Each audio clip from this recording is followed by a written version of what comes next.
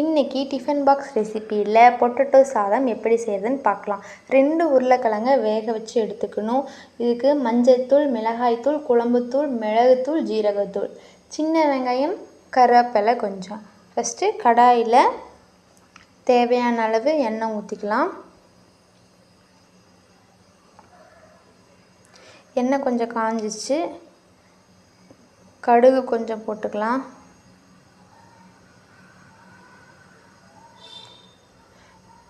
கடுகு பொரிஞ்சு வந்துருச்சு. கடலைப்பருப்பு, உளுந்தம்பருப்பு கொஞ்சம் போட்டுக்கலாம்.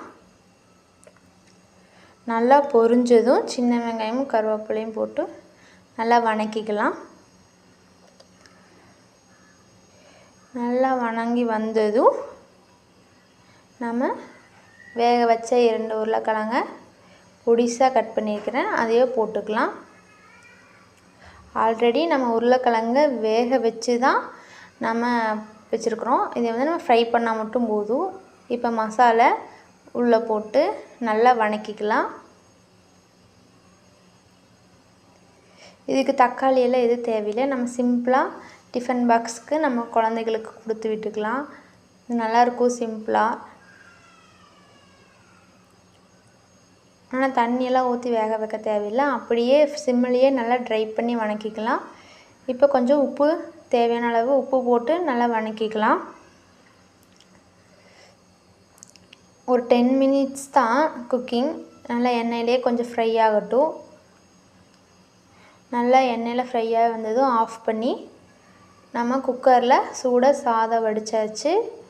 அதைய இப்போ கடாயில் போட்டு வணக்கிக்கலாம்.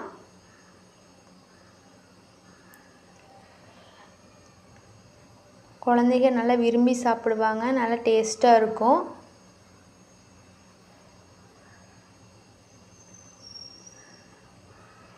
நல்லா வணக்கி எடுத்து இப்போ டிஃபன் பாக்ஸில் போட்டுக்கலாம். இன்றைக்கி என்னோடய பையனுக்கு லன்ச்சு பொட்டேட்டோ சாதம் ரெடி ஆயிடுச்சு.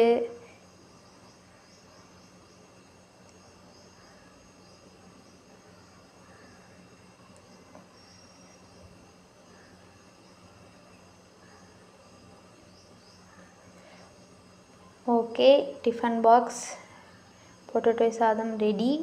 இன்றைக்கி அவனுக்கு ஸ்நாக்ஸ் வந்து ஒரு பனானா, 2 அதிரசம். எங்களோட சேனலில் மறக்காமல் சப்ஸ்கிரைப், லைக், கமெண்ட் பண்ணுங்கள்.